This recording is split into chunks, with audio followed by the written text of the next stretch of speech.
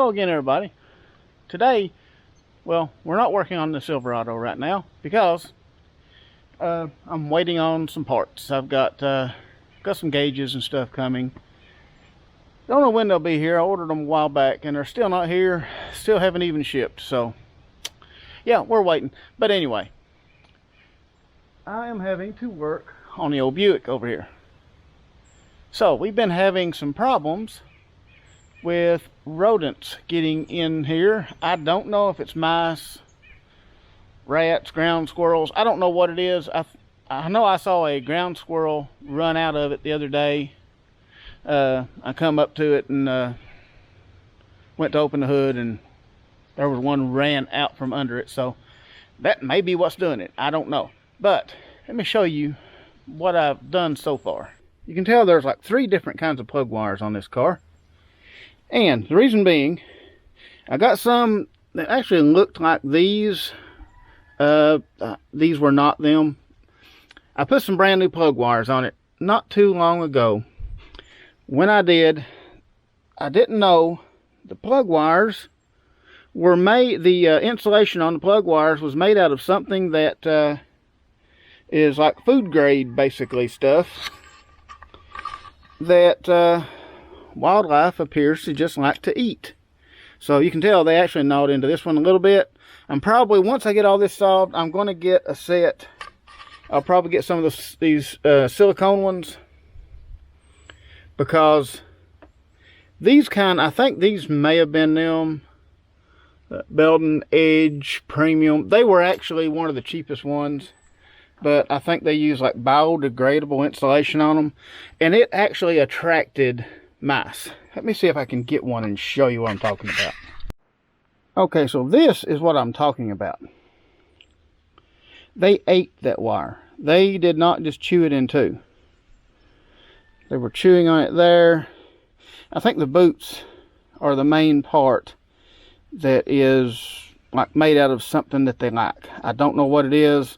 It may be based on soybeans or something. I've heard that they use soybeans a lot of times in wires, especially in newer cars. Actually, my brother-in-law had trouble with his, it's like a 2020 Toyota Camry. Mice were eating the wires on it. And just to show you, it's not an infestation problem of just mice are just eating whatever, because there are 5 other vehicles up here. And mice or ground squirrels or whatever, rats, I don't know what they was, but they have not touched any of the other 5 vehicles. Only this car. And once they got in here and they gnawed those off, and I guess they got their scent in here. See, I was driving back and forth to work. I wasn't driving this car. So this car was sitting. I thought, oh yeah, I've put new plug wires on it. You know, I've got it. It's ready to go. I got in it one day and it was backfiring and missing real bad and popping and cracking. I popped the hood, and first thing I seen was this hose right here was chewed completely off. It was chewed back to right about in here somewhere. It was chewed off. Okay, so I went, and it was long enough that I just went and cut some of it off and put it back on. You know, that is for the brake booster. That's the vacuum line for the brake booster. So, of course, the engine was losing all its vacuum. So it wasn't running. Okay, so I kind of packed that up, tried to start it again. It didn't want to keep running. Figured out that somewhere in here, the wire for the fuel pump relay was apparently broken into or chewed into or something, so I had to bypass it like that. Okay, well that's fine, that got it running. Never mind the safety thing of if you crash, the fuel pump now keeps running, but we'll just never mind that.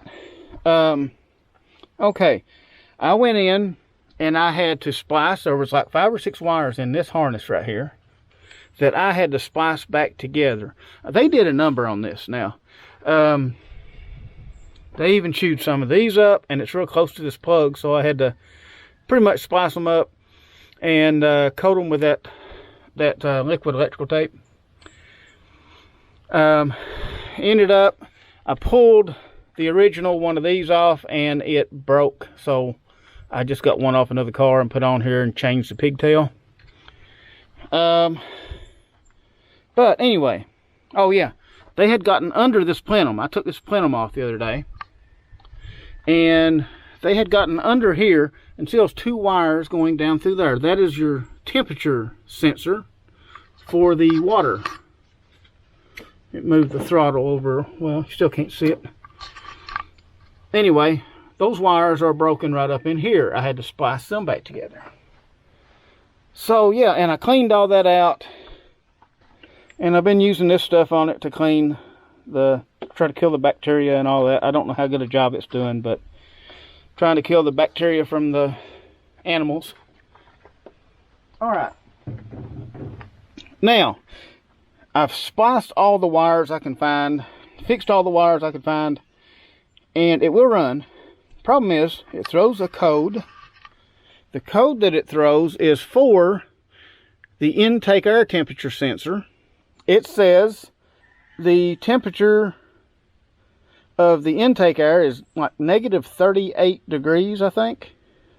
Of course it's not, but it shows that. So what it does, it puts the fuel system in open loop. So it is pretty much just running a baseline fuel mixture, because the engine or the computer thinks the car is really cold, or the air coming in is really, really cold.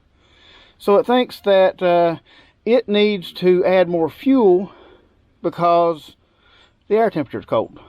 I want to get it back into closed loop, and I also would like to have be able to take this jumper off that I've got in here, so that the fuel pump can be controlled by the ECM and not hot wired like it is. So what we're going to do, I've got Century. Okay, so what I've got the wiring diagram for the ECM, and you can see on here, intake air temperature sensor is the black wire, and it is a black wire right there. That goes down into the computer, and it comes in on looks like pin 17, and the other one comes in the other side of the computer to, I think it's pin 50 maybe. Yeah, pin 50, tan wire, intake air temperature. So they're on different plugs on the ECM, but I think the best thing I can do for that is I'm going to take this all off and take out the wiring harness for the ECM, and I'm going to ohm out these wires and make sure they're actually going where they need to go. So let's pull all this apart and get into this mess. Okay.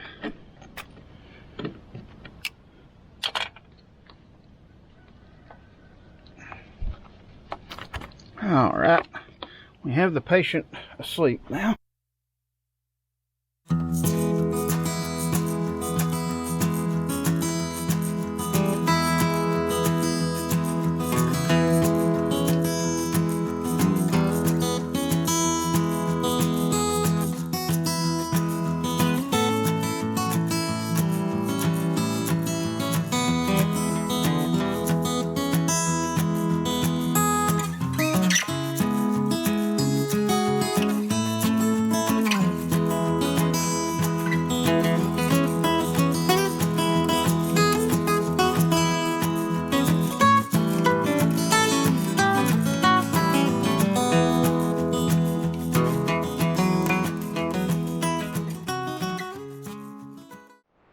All right, here we go with the computer here, and yeah, that could be a problem right there. Now there's a green right there, if you can see that. Green wire completely chewed in two. Blue wire. Black wire does not seem to be in this mix though. blue wire not chewed in two, but it's chewed a little bit. Okay, so we got that one. I know that one wasn't working because it would have to be Bluetooth, you know. Okay, so you can see the green one here that's now Bluetooth. Yeah, it goes toward the end here, and it is a green wire, and it has a white tracer on it. So, if we look on our magic box screen here, dark green with white tracer toward the end of the control unit, that is the fuel pump relay control. If you can see that, probably can't see that. Yeah, fuel pump relay control. Well, that solves that problem. Alright, so let's fix that. Okay, while I'm waiting for the soldering iron to heat up so I can splice the fuel pump wire back together. Okay, I looked on here, and this wire, okay, I guess it's this one right here, this tan wire, that is our feed for the intake air temperature, and right here it is in the connector. So what I'm going to do, come to the front here, and it's right beside of nothing there with one on the bottom. Yeah, so what I'm going to do, I've got my meter on ohms and on the BP ohms. I'll take this, put it in there, and then I'm going to probe number 50 right here. That wire is good. Okay, so now we've got to find our black wire. 1, 2 space. So that is the pin that is our ground. So let's get our meter in here to measure the ground. And let's see if this wire goes where it's supposed to. 1, 2 space. No. This wire does not make it from here through the wiring harness down to here. So that's our problem. 1, 2. Nothing. We have nothing on that.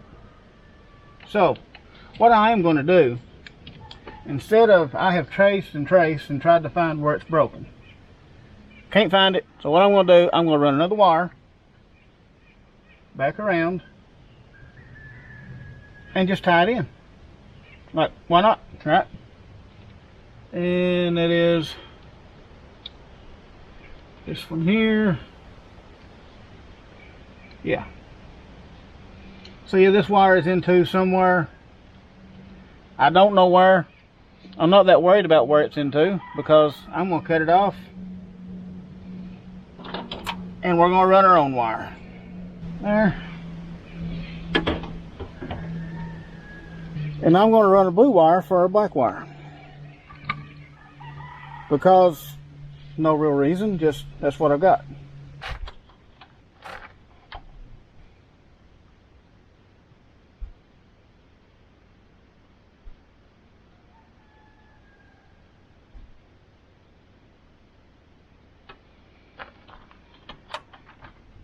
Just barely on.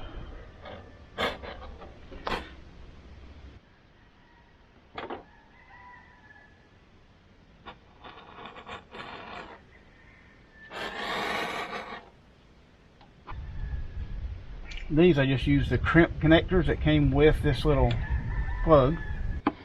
And get our blue one screwed in.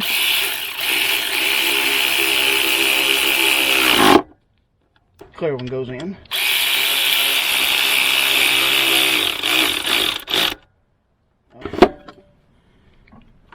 Should probably put it in there a little gentler than that.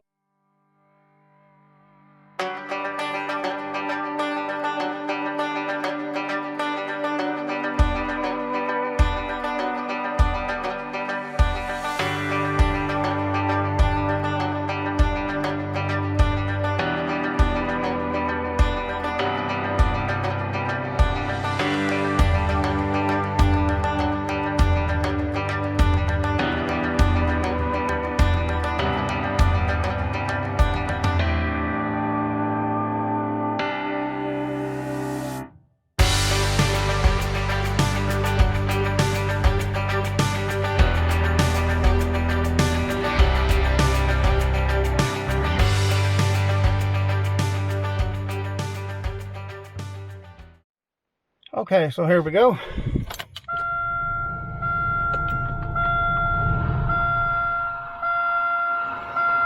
And at least turn that down.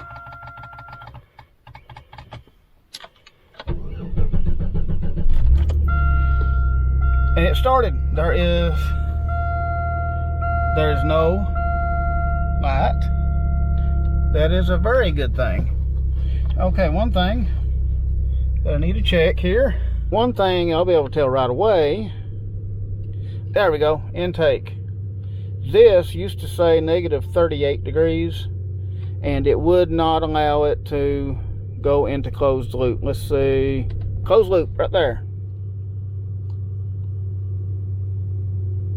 There we go. Okay. I don't know what it just said, but I was looking at the camera. All right, so we are in closed loop. You can see that's a lot of fuel trim. Don't know why it has that much fuel trim. All right, I do believe we have our Buick fixed. Just a few wires.